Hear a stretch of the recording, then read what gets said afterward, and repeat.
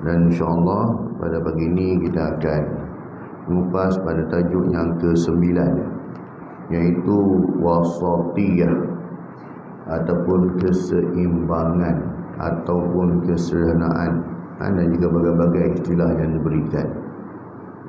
Jadi kita lihat pada matan hadis ini, hadatsana Abdul Salam ibn Mutahhar qala hadatsana Umar bin Ali an Ma'ni bin Muhammad al-Ghifari an Sa'id bin Abi Sa'id al-Maqburi an Abi Hurairah radhiyallahu anhu anin Nabi sallallahu alaihi wasallam qala inna ad-dina yusrun walan yushadda ad-dina ahadun illa ghalabahu fasaddidu wa qaribu wa abshiru wasta'inu bil ghadwati war rawhati wa syai'in minal duljati.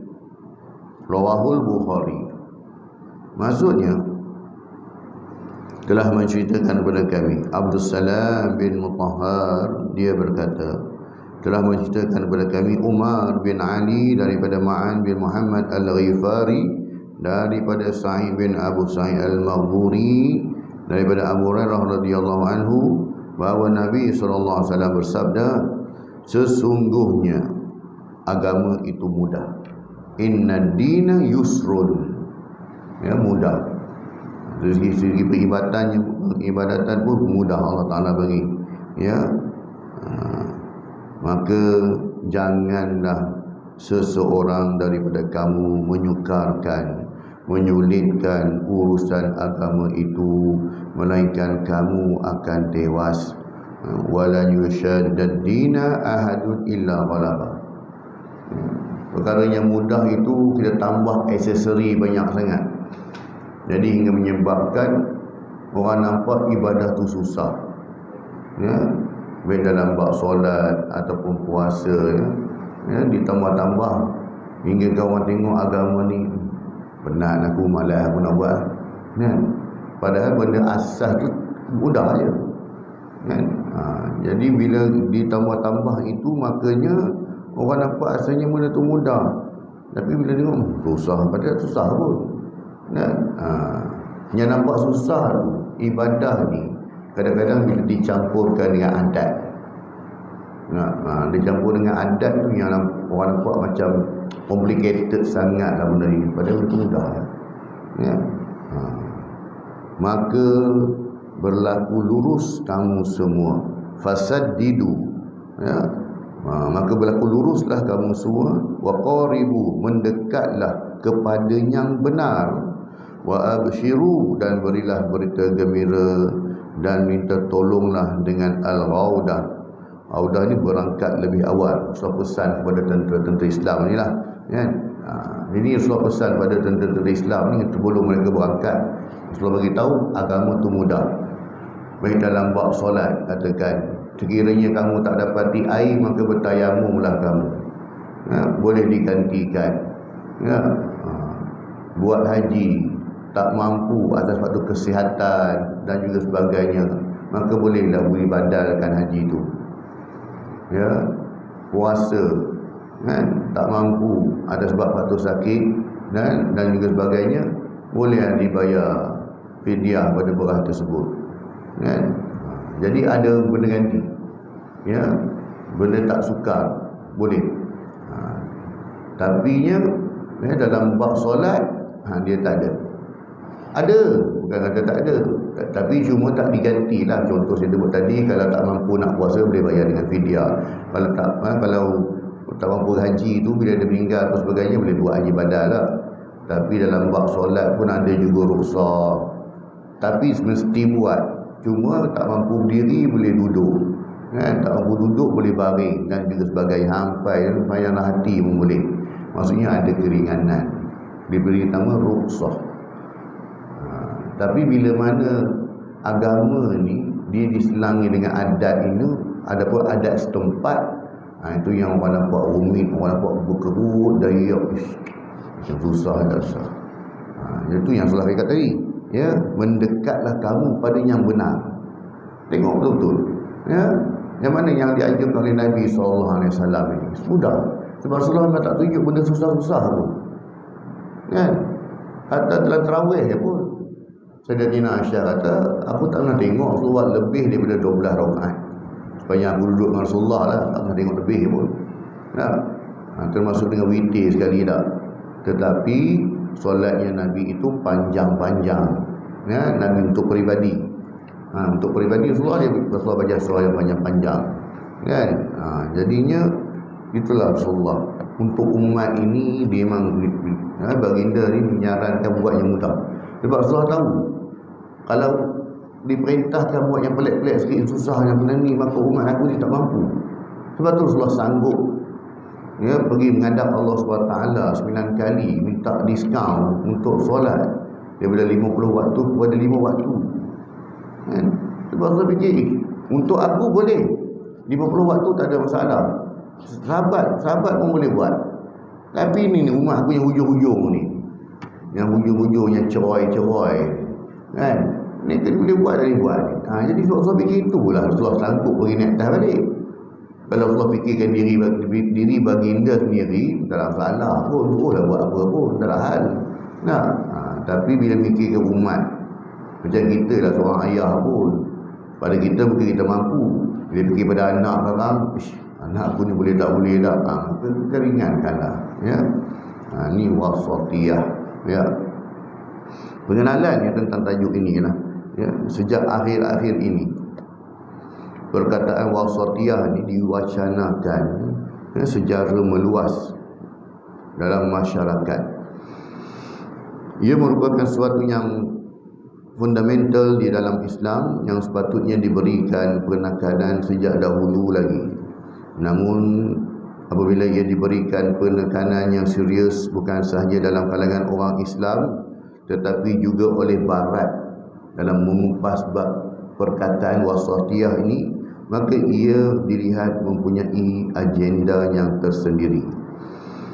Oleh kerana tafsiran wasatiyah ini sangat luas, masing-masing cuba memperlihatkan corak tafsiran masing-masing bagi menentukan hala tuju umat Islam.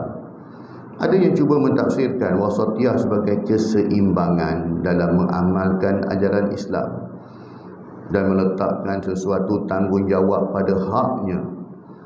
Aliran ini terdiri daripada mereka yang mempunyai sifat yang ikhlas dalam dan bertanggungjawab terhadap Islam. Wasatiyah diambil daripada perkataan wasat yang membawa maksud terbaik, ataupun sebut ummatan wasatan, umat yang terbaik. Maksudnya wasatan itu disebut sebagai yang terbaik dan terpilih. Mengikut Kamus Muhit, perkataan wasat membawa makna paling adil dan terbaik. Dalam bahasanya mudah, kalimah wasati memberi makna adil, terbaik dan pertengahan ataupun seimbang. Dalam mentafsirkan maksud ummah wasata, para mufassir seperti Al-Qurtubi, Asy-Syaukani, At-Tabari sepakat bahawa ummah wasata membawa maksud ummah yang terpilih dan terbaik. Ummah yang terbaik dan terpilih ini tentulah umat yang bertakwa, iaitu dengan melaksanakan semampu mungkin segala perintah Allah SWT dan meninggalkan segala larangannya. Dia berusaha melaksanakannya biarpun tidak digemari nafsu, manakala dalam perkataan ibadah dia terus, ya, melakukannya dengan bersungguh biarpun bercanggah dengan logik akal manusia. Ini ummatan wasatan, ya, umat yang terbaik. Kenapa kita umat yang terbaik? Kerana kan kita ni umat di hujung-hujung lah, ya. Sebab apa?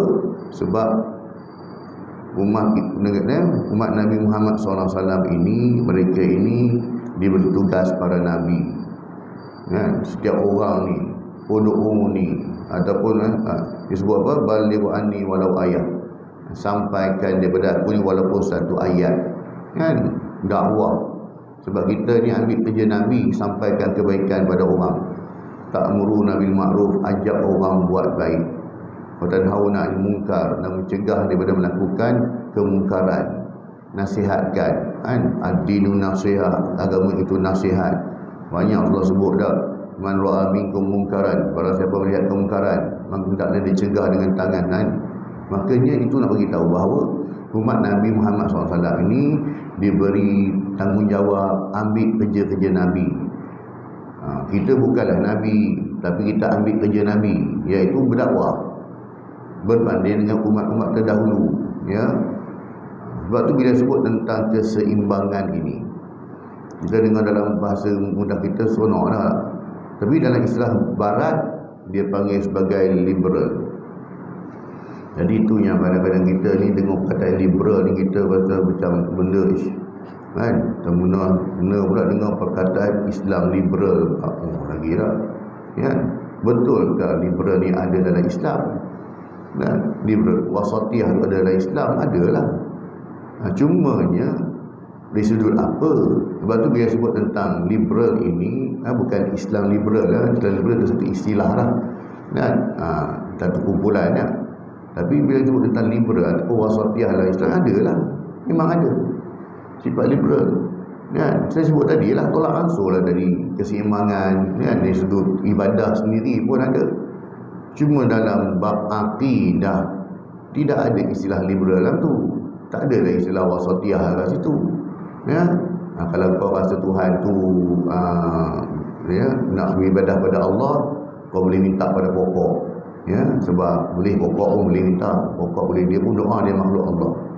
Ataupun kalau kau rasa nak minta pada Tuhan, kau pergi pada kuburan lah, kau pergi kubur orang soleh, kau minta doa kat kubur tu, minta orang kubur, ahli kubur tu minta tolong. Tak boleh. Dalam bab macam ni mana ada istilah tolak ansur, kan? Buat Allah Ta'ala firman, ud'uni, minta kat aku, bukan minta melalui. Kalau minta melalui pertengahan perantaraan, tak ada beza lah kita dengan orang kafir jahiliah. Sebab orang kafir jahiliah pun mereka menyembah berhala, bukan dia kata sembah berhala. Kami ni puja dewa ni untuk bawa hajat kami kepada Allah Subhanahu Wa Ta'ala, kan? Cuma cara kami minta dekat sini. Jadi tak ada beza lah kita, ya. Jadi tolak ansur dalam Islam ini, keseimbangan dalam beragama daripada itu memang ada. Nah, cuma di sini terdapatlah perbezaan, ya, antara wasatiyah dengan liberal. Ya, dari segi asas nilainya, wasatiyah ni dia menekankan nilai-nilai Islam, ya, yang moderate dan seimbang, ya. Dalam bab nilai-nilai Islam ni, makanya itu dari segi agama. Manakala kalau liberal ni pula, dia lebih menekankan pada kebebasan individu, ya, dan hak asasi manusia dalam konteks yang lebih sekular. Walaupun benda ni dia seiring lari, tetapi dari sudut pengupasan, perbahasan dia tak sama, ya. Itu yang membezakan antara perkataan liberal dengan wasatiyah tadi itu. Wasatiyah ni memberi kebebasan, ya, iaitu kalau kau nak buat dalam urusan dunia, kau buat. Contoh, wa ahallallahu bai'a wa harrama riba. Allah Ta'ala menghalalkan jual beli. Tak ada masalah lah, kau jual apa benda pun, tetapi kena ada nilai-nilai Islam. Apa barang yang nak jual, ya, jual dadah boleh ke? Ya, orang kata jual barang-barang haram berbahaya ni boleh ke? Jual barang curi boleh ke? Jadi walaupun jual beli itu dibenarkan dalam Islam, tapi kena ikut nilai-nilai Islam lah. Bukanlah sebut bila kata boleh jual beli, wa ahallallahu bai'a, Allah Ta'ala menghalalkan jual beli ni, semua benda boleh jual. Lembu curi boleh, dadah boleh, senjata api boleh, ketum boleh, apa lagi semua boleh lah. Tak adalah, dia ada batasan dia tu, kata nilai-nilai Islam, berbanding dengan sekular, liberal. Kalau liberal ini, pelacuran pun menjadi industri dalam negara dia. Tak kisah pun lelaki nak kahwin sama lelaki, tak ada masalah pun, kan?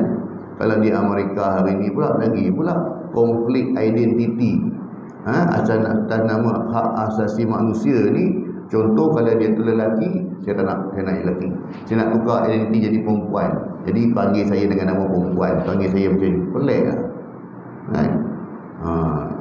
Tanpa peringkat macam tu dah. Jadi bukanlah itu di luar norma-norma Islam, nilai-nilai Islam. Dari segi asas nilai pun dah beza.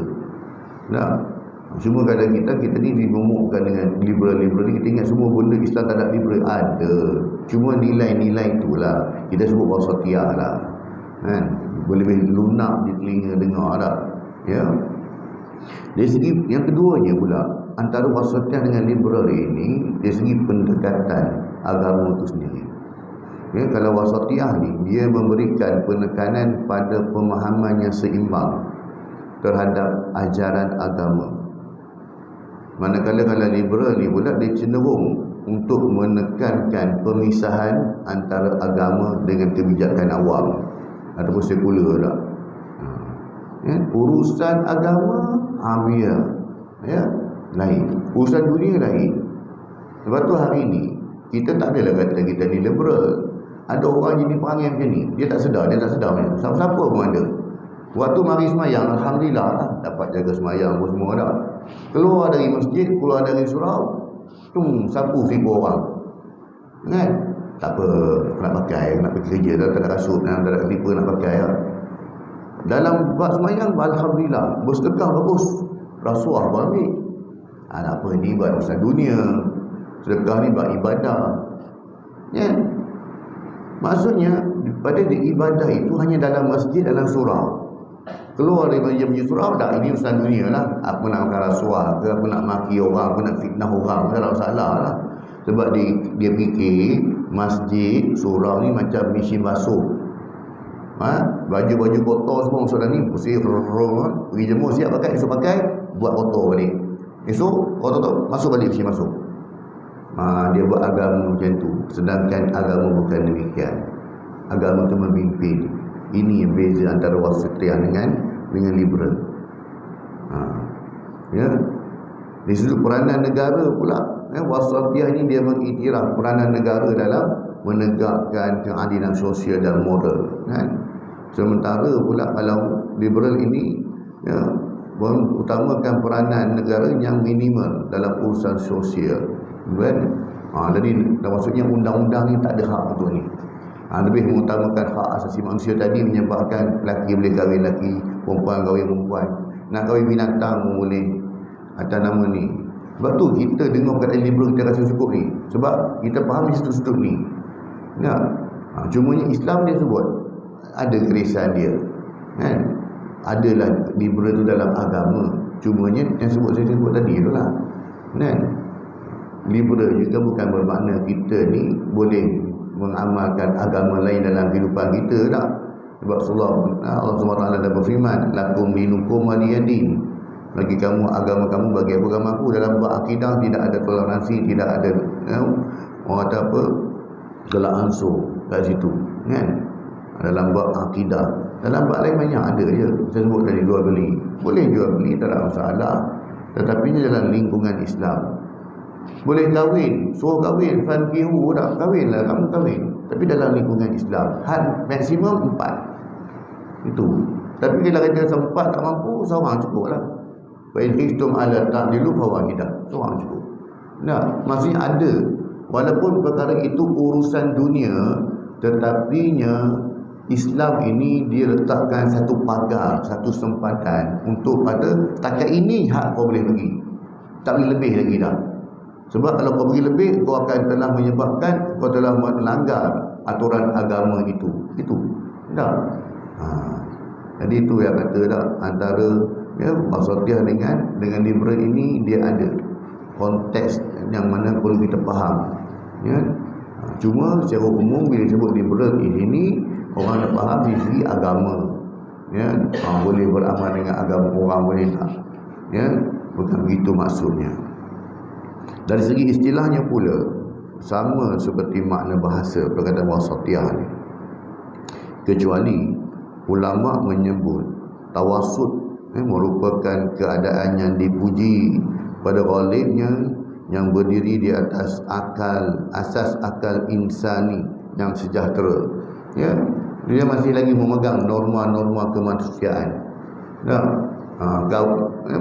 Manusia kahwin dengan haiwan, manusia lelaki kahwin dengan lelaki, ini semua di luar norma kemanusiaan. Ya. menukar jantina di luar norma kemanusiaan. Tapi bila mana saya sebut tadi bila mana tentang kenegaraan ni, ada negara dia tak ambil kisah pun. Janji benda ni boleh mendatangkan duit, income pada negara, kau nyantik kau bayar. Lepas tu saya sebut ada negara yang menghalalkan pun pelacuran, yang menghalalkan jual beli sebagai satu industri ekonomi, menghalalkan buki tak, ataupun sebuah apa yang judi bola sepak kan. Kat Malaysia memang tak boleh lah, tapi luar negara Eropah buat lah kan. Sebab judi tu boleh. Tapi itulah Islam ini, dia tetap ada sempadan dia lah. Bukan semua boleh kata buat, bukan boleh lah. Macam kita pun tuan, kalau kita bawa anak kita mandi laut pun kita pun beritahu siap-siap dah, walaupun laut tu luas abang, adik mandi kat tepi-tepi ni jangan pergi sampai tengah kan, hanyut lah pula kan. Ada sempadan dia, walaupun laut tu luas. Walaupun anak kita pandai berenang pun ada had dia. Yang nak berenang pergi tengah, nak buat apa? Kau nak patah balik macam mana kan? Ada kita letakkan batu sepadan, walaupun benda tu terbuka. Laut contoh kata tadi kita tetap meletakkan sepadan. Jangan ke dalam sangat, sisi tepi je kan. Sebab maksudnya ada batasan kita letak. Kalau anak nak keluar rumah pun kita letakkan satu batasan tak? Kau nak keluar ni sekarang, ayah anak sekarang pukul 10 dah ada rumah. Dia keluar ke maghrib kan. Kita letakkan satu had. Meletakkan had, ada batasan maksudnya. Bukan yang bila kita keluar rumah ni, satu pagi, dua pagi baru balik kan. Itulah Islam walaupun disebut kata tu dengar macam kebebasan, tak, dia ada batasan-batasan sebab apa sebab dia ni berdiri di atas asas akal insani yang sejahtera dengan fitrah dan menyelamatkannya daripada cenderung kepada melampau atau cuai. Ini dinyatakan oleh Dr. Muhammad Abdul Latif Al-Farfur dalam kitabnya Al-Wasatiyah fil Islam. Dalil Al-Quran dan juga hadis, firman Allah SWT dalam surah Al-Baqarah ayat 143 yang menyebutkan bahawa umat Nabi Muhammad SAW adalah ummatan wasatan yang menjadi saksi terhadap umat-umat terdahulu.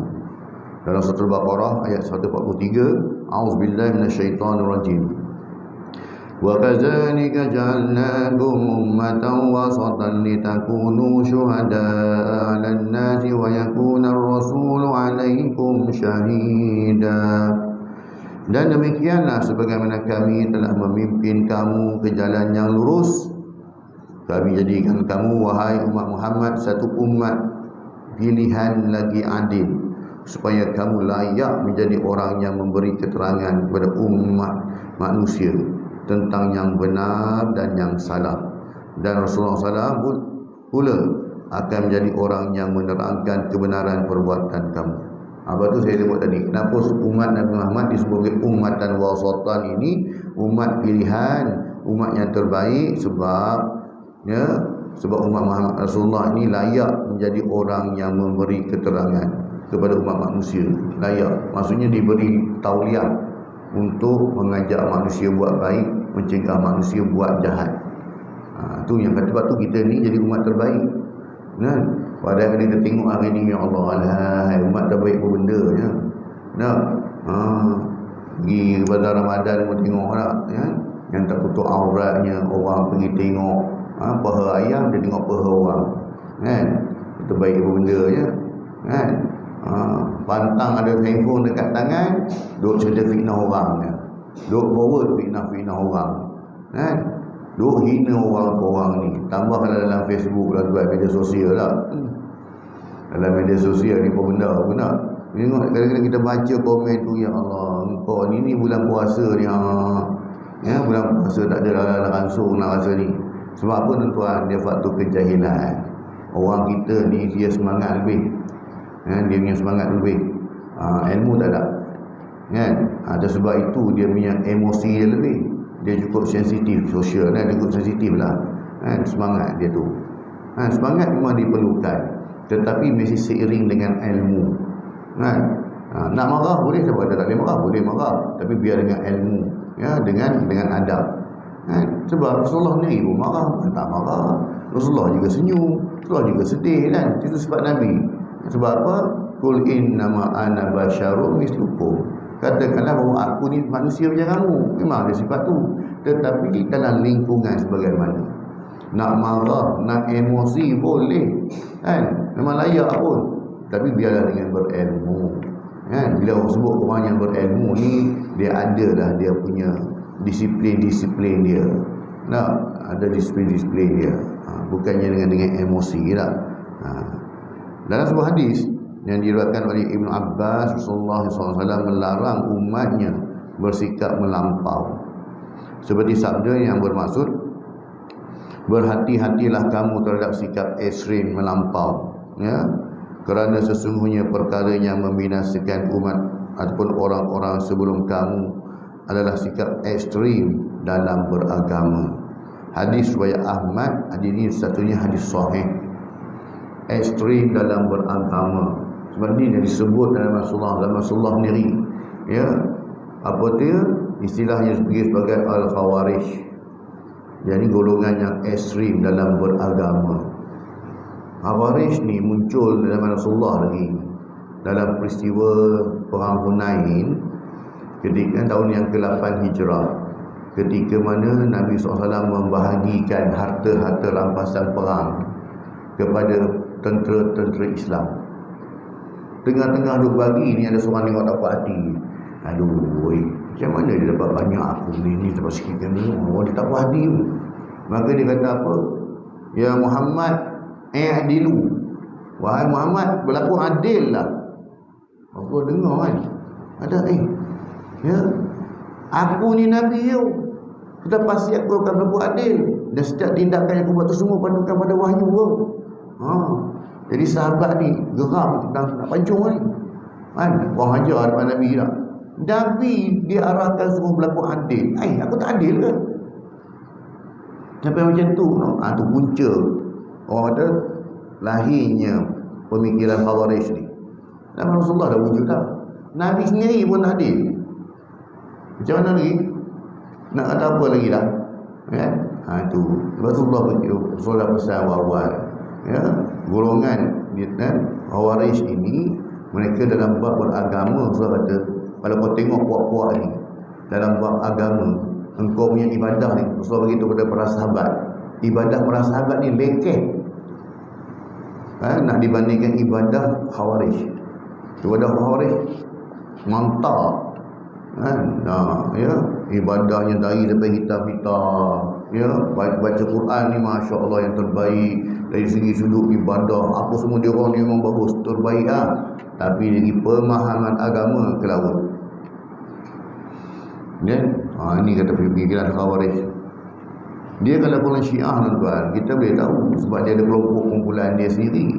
Kan? Kita pun tahu nak jadi Syiah ni dia ada ciri-ciri dia. Dalam salah lah.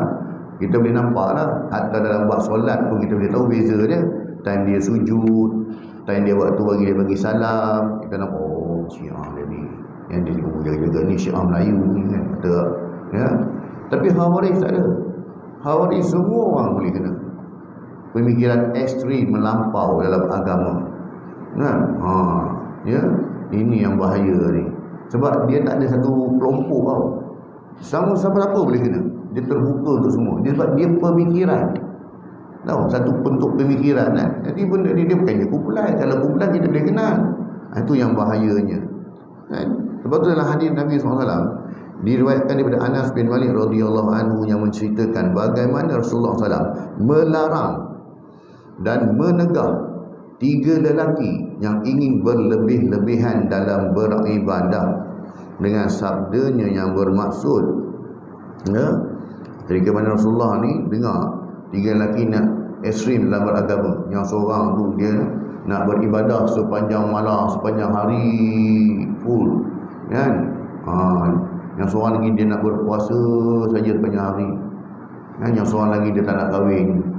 Maka Rasulullah tegur dia orang ni, ya, demi Allah, sesungguhnya inni akhafullah, sesungguhnya aku ni lebih takut kepada Allah. Rasulullah bagi tahu pada 3 lelaki tadi ni yang tak nak kahwin, yang nak beribadah sepanjang hari, yang nak puasa setiap hari ni. Rasulullah tegur, Allah kata apa? Aku ni Nabi dia. Aku ni orang yang paling takut dekat Allah tu. Kalau nak compare dengan orang semua ni, Rasul kata, aku ni yang paling dekat dengan Allah, aku paling takut dengan Allah. Ya. Kemudian tetapi aku juga berpuasa dan aku juga berbuka. Bukan Rasul puasa sepanjang hari kan. Kecuali dalam bulan Ramadan ni lah. Kan? Cuma dalam bulan Syaban, sahabat kata, sahabat lebih tengok Rasulullah banyak berpuasa. Tapi kadang-kadang tengok Rasulullah macam tak puasa pula. Jadi tu lah. Dan banding dalam Ramadan memang full time lah. Sebulan penuh. Kan? Jadi Rasulullah beritahu, aku juga puasa, aku juga berbuka. Yang kau dah nak buka ni pasal dah bagus sangat pada aku dah. Dah hebat pada Nabi lagi dah. Dalam bab agama ni, itu Rasulullah tegur. Kan? Aku juga solat, aku juga tidur. Bukan Rasulullah tak tidur langsung. Ya? Rasulullah buat tahajud, Rasulullah tidur. Sebelum subuh Rasulullah tidur. Sebelum azan subuh Rasulullah tidur sekejap. Kan? Makanya itu je sebab Rasulullah manusia kan. Dan serta menikahi wanita. Aku pun kahwin. Yang kau naik benda sampai nak kahwin ni Ustaz, Allah tegur. Maksudnya benda ni melampau. Kan? Melampau. Yang kau nak berlebih benda Nabi, kenapa? Apa tu kita tengok tuan-tuan dah. Ya, kenapa nak berlebih-lebihan? Allah anjurkan benda-benda yang Rasulullah tunjuk dah. Dalam buat puasa, dalam buat ibadat, dalam buat perkahwinan sama juga. Maknanya bukan Rasulullah tu seorang Nabi yang tak kahwin-kahwin. Tak. Rasulullah kahwin, ada anak pun. Barang siapa yang membenci sunnahku. Orang ni dia tak kata dia benci sunnah Nabi. Cuma dia tak buat je. Kita tahu tu betul lah tu. Tapi yang ni pun okey juga. Sebab ni dia memang okey jugalah. Ibadah dia tak masuk dengan nafsu. Ya? Dia bukan pasal nafsu. Kita solat subuh 2 rakaat tadi bukan sebab nafsu. Kalau sebab nafsu dah 6 rakaat dia buat. Kenapa kau buat 6 rakaat? Takkan salah pula. Saya semayang kan. Yang awak nak tegur tegur orang tak semayang tu. Saya semayang subuh 6 rakaat, apa masalah? Takkan tak boleh kot. Jangan macam tu. Ibadah bukan main ikut. Ibadah dia tak ikut nafsu. Ada ikut selera kita tak? Saya ni ingat, biasa kalau buka pukul 7.20 ni, 23 ni, tak ada feel lah. Saya biasa lepas isyak pun saya buka puasa.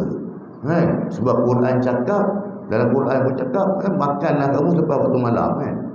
Quran lagi tepat dah. Quran lagi tepat tafsiran dia. Dia lagi bagus pula. Sedangkan Nabi anjurkan kita segera berbuka puasa. Masuk je maghrib, azan ngap terus makan.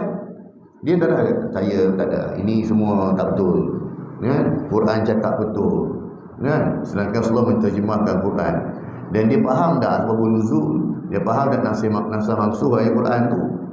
Yang kata boleh makan sampai tengah malam itu untuk orang-orang Yahudi. Ya, syariat agama Yahudi, mereka buka puasa waktu malam lepas isyak. Masuk isyak baru buka puasa. Ini yang diikuti oleh Syiah. Syiah buat macam tu juga. Dia buka puasa malam sebab lebih tepat. Sebab ni Syiah kata ikut Nabi. Tak anti hadis. Itu sama lah. Kan? Jadi dia tu Quran lagi bagus. Betul Rasul tak bagus. Itu cara penghinaan. Itu saya cakap tadi, barang siapa yang membenci sunnahku, maka dia bukan termasuk dalam golonganku. Ya. Dia benci sunnah bukan dengan cara dia kata Rasulullah tak bagus dah. Dia kata ini lagi bagus. Ini okey, bukan tak bagus, sunnah lagi bagus, tapi ini lagi bagus. Itulah. Dia kata ini lagi bagus pada sunnah ni, maknanya dia telah mengikuti hawa nafsu dia. Ya. Jadi itu je tuan. Hadis riwayat Bukhari, hadis yang ke-1867. Keterangannya, istilah wasatiyah adalah antara istilah yang banyak digunakan oleh ramai umat Islam, termasuk ulama, apabila ingin menggambarkan sifat asasi agama Islam. Malangnya istilah yang ringkas, tetapi punya maksud yang mendalam ini seringkali disalahertikan, sebab dimasukkan dengan unsur-unsur ni. Ulama dari dahulu hingga sekarang banyak membahaskan tentang apakah yang dimaksudkan dengan istilah wasatiyah tersebut secara tepat. Istilah ini juga banyak dijadikan sebagai hujah untuk menindakkan atau mengiyakan sesuatu tindakan, kan? Sebab dia kata dalam Islam kan ada tolak ansur. Jadi apa salahnya kalau saya ambil benda ni sikit, tak? Makan rasuah boleh. Sebab apa? Sebab yalah, saya pun teringin nak pakai motor besar.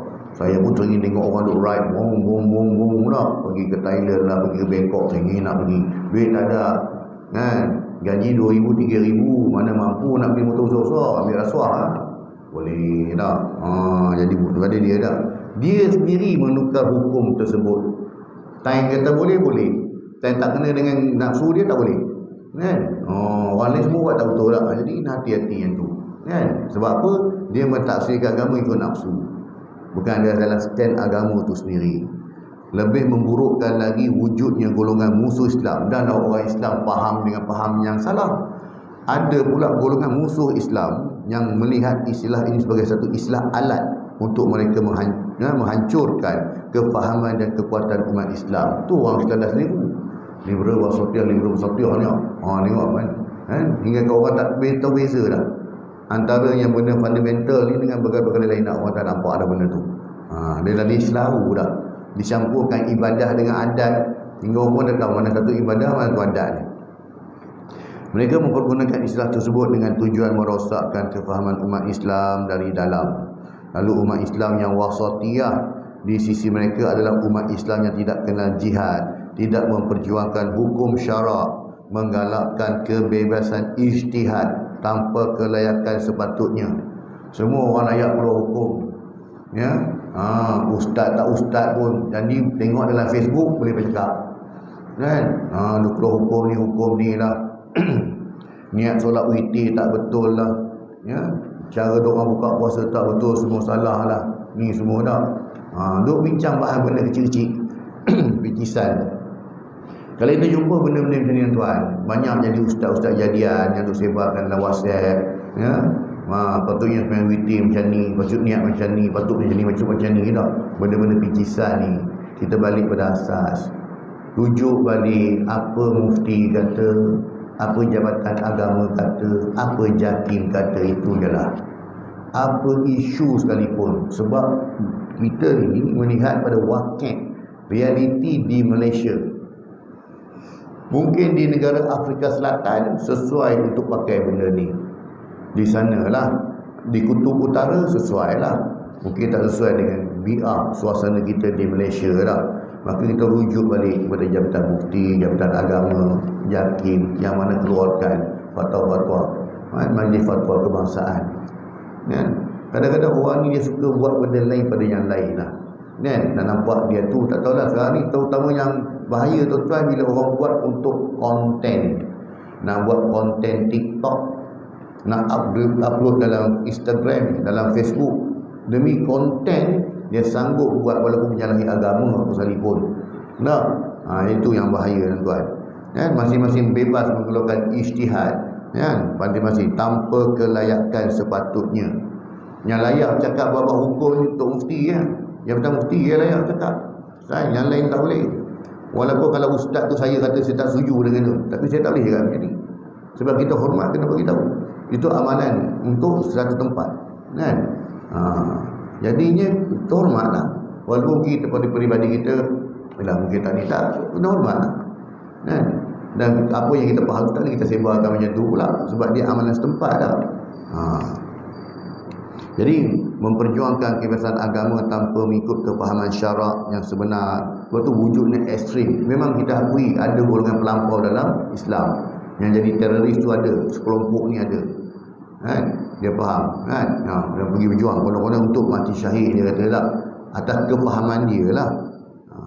Berlemah lembut dengan orang kafir sehingga walaupun Islam dihina dan undang-undang Islam ni ditolak, masih lagi ada tolerate, ya.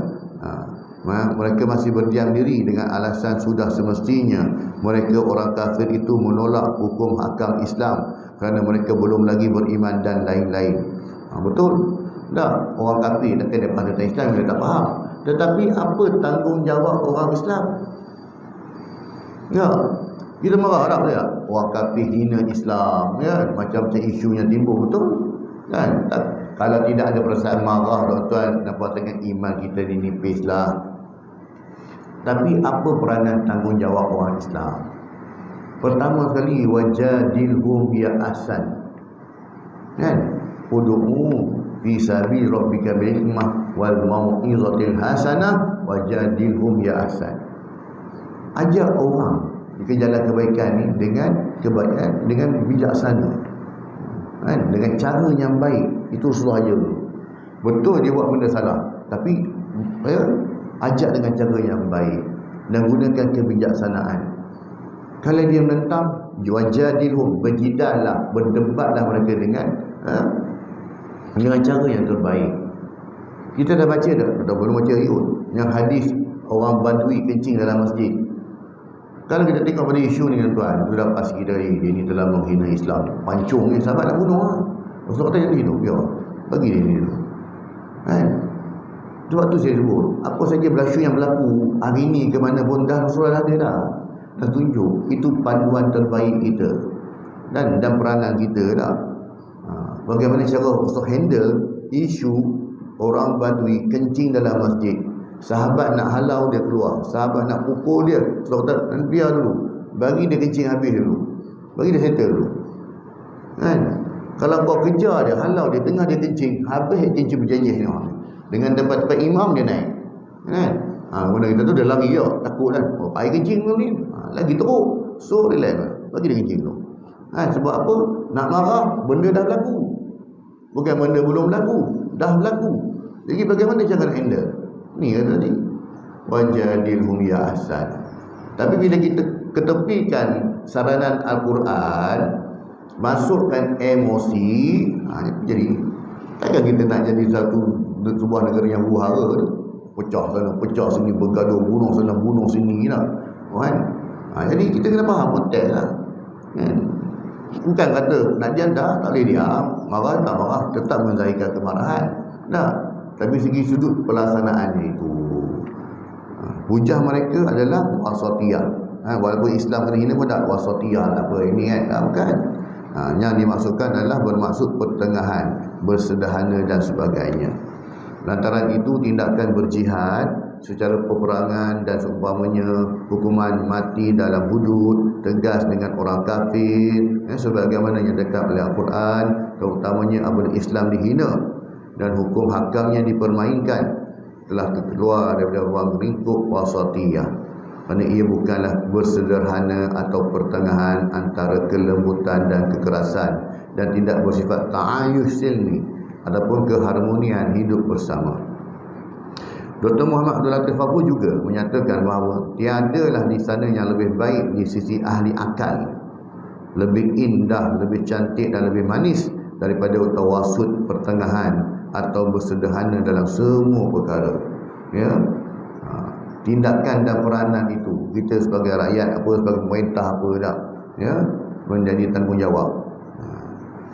Pengajaran hadis ini, Fathul Bari dalam Syarah Sahih Al-Bukhari menyatakan bahawa Islam itu adalah agama yang mudah. Ya, balik pada tajuk hadis ini tadi, pada matan hadis tadi itu, ataupun dinamakan agama itu mudah sebagai ungkapan lebih mudah jika dibandingkan dengan agama-agama sebelumnya. Kerana Allah SWT cuba, Allah Ta'ala mengangkat daripada umat ini bebanan syariat yang dipikulkan ke atas umat-umat sebelumnya. Apa tu syariat kita Rasulullah berbeza dengan syariat umat terdahulu. Contohnya tentang dalam masalah taubat. Taubatnya umat terdahulu adalah dengan cara membunuh diri mereka sendiri. Sebab saya sebut tadi, dalam buat berbuka pun sama. Kalau orang Yahudi, syariatnya ialah berbuka waktu malam, waktu Isyak. Kita umat Rasulullah tidak, waktu Maghrib. Membezakan antara orang Yahudi dan juga Islam. Kan? Tapi kalau dia kata faham, tak betul, tu kau lebih ahli pada Nabi lah. Sedangkan taubat umat ini adalah dengan meninggalkan perbuatan dosa dan berazam bersungguh-sungguh untuk tidak mengulangi perbuatan dosa itu lagi. Jika kita lihat hadis ini secara realiti dan melihat kalimah sesudah ungkapan ad-dinu yusrun tadi, agama itu mudah, kita akan dapati bahawa Rasulullah SAW memberi petunjuk kepada kita bahawa seorang Muslim berkewajipan untuk tidak berlebih-lebihan dalam perkara ibadahnya, sehingga akibat daripada berlebih-lebihan itu tadi dia akan melampaui batas dalam agama dengan melakukan perkara-perkara bid'ah yang tidak ada asalnya dalam agama. Kan? Bila mana kita melakukan ibadah tu rajin, bagus, tapi kena wajib ada ilmu. Bukan buat ibadah tu kita rasa seronok nafsu kita. Sebab tu kadang-kadang orang ni tertipu dengan ibadah. Buat ibadah seronok, lelah tengok apa hasil dia dapat. Orang ni semua tak betul. Tu je lah. Dia rajin mari sembahyang, rajin kuliah, rajin kan? Ilmu dalam dia kosong, lelah apa jadi? Semua orang salah. Aku seorang je betul. Halil semua masuk neraka, aku seorang untuk syurga. Itu dia fikir. Dia akan jadi macam tu. Sebab ilmu tak ada. Ya. Kesan wasatiyah ni, keseimbangan ni, kesan daripada kesederhanaan wasatiyah adalah pertamanya kesederhanaan dalam melakukan ibadah, iaitu memberi ruang kepada individu untuk melakukan ibadah bertoleransi dengannya. Ya. Yang keduanya, kesederhanaan dalam makan dan minum yang tidak berlebih-lebihan, tidak melakukan pembaziran. Yang ketiga, kesederhanaan dalam perbelanjaan dan tidak membazir. Dan yang keempat, kesederhanaan dalam mencapai tuntutan jiwa dan juga raga. Jadinya kepentingan kesederhanaan dalam Islam mendorong kesederhanaan dalam umat Islam untuk mematuhi ajaran dan ketentuan agama Islam. Pentadbiran, keadilan, penyebaran kebaikan dan kebenaran, mencapai tujuan kekhalifahan di bumi yang merupakan seni bina dan ikatan Tuhan yang Maha Kuasa, memberi hak semua orang kepada manusia. Kesederhanaan menunjukkan agama Islam sebagaimana adanya. Islam itu agama yang tolerate, ya? Cara untuk menghilangkan kecurigaan dan menghapus semua tuduhan terhadapnya. Kesimpulannya daripada hadis yang kita bacakan tadi, terjemahkan wasatiyah dengan bahasa wahyu, bukan bahasa nafsu. Nak tafsirkan agama dengan wahyu, bukan dengan emosi, bukan dengan nafsu. Kembalikan pemahaman sebenar wasatiyah mengikut acuan syarak. Adapun terjemahan wasatiyah kepada erti kesederhanaan tidak menepati sepenuhnya erti wasatiyah. Macam liberal tadi dia sebut dah, Kota liberal lah, kan? Betul. Tapi dia ada lah batasan-batasan dia. Dalam bab mana yang kata boleh ada liberal dalam Islam? Dalam bab mana tak boleh? Kan? Bukan kata pukul semua sekali dah. Seperti mana yang ditafsirkan oleh ulama, ya, ikutlah pemahaman wasatiyah ni yang ditafsirkan oleh para ulama muktabar tadi, berdasarkan pada ayat Quran dan hadis serta amalan hidup Rasulullah SAW dan para sahabat radhiyallahu anhum. Sederhananya Islam yang kita anuti bermaksud teliti menegakkan keadilan pada masa yang sama, menafikan diskriminasi, berusaha menunjukkan contoh teladan kepada penganut agama lain. Yang keduanya, memerangi mungkar, menjauhi penyelewengan terhadap pemahaman agama. Seluruhnya konsisten merujuk Al-Quran dan hadis, membina kekuatan umat untuk mendaulatkan Islam. Itulah kesederhanaan Islam yang dibawa oleh Nabi SAW. Setiap orang yang melampau atau cuai adalah ditolak dalam syariat dan juga akal.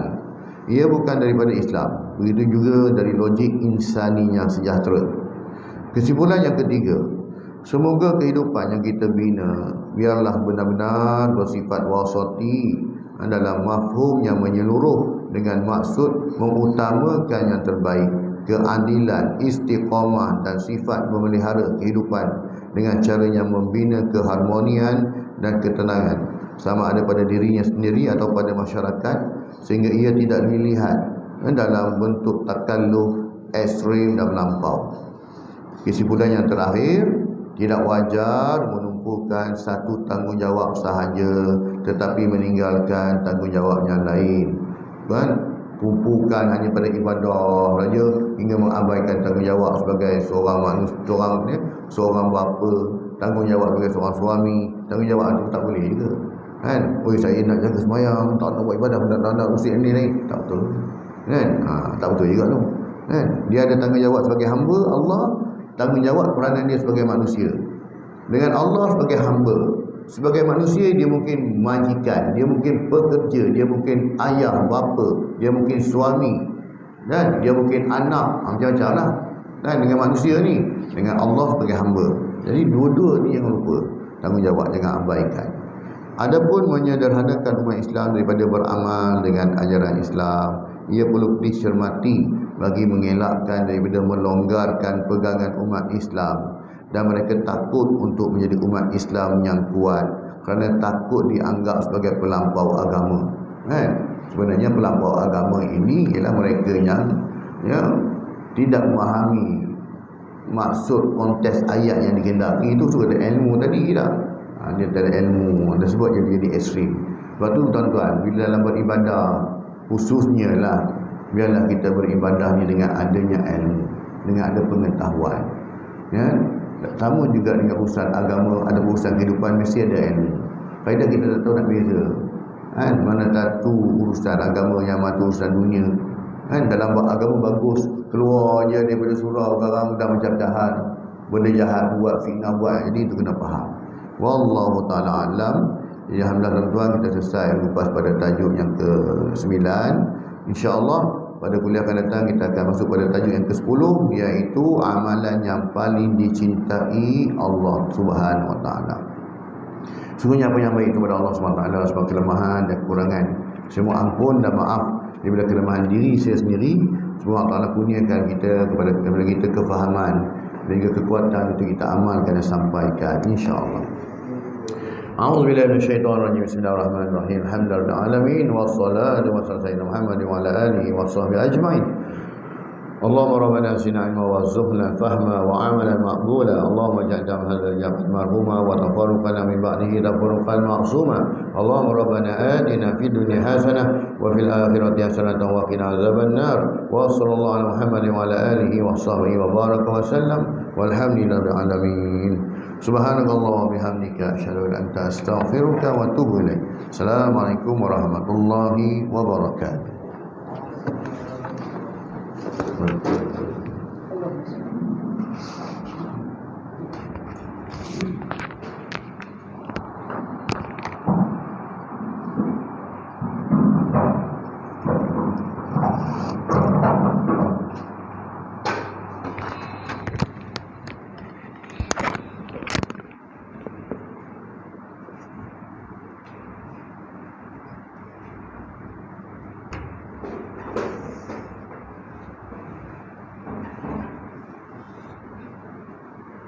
Bismillahirrahmanirrahim.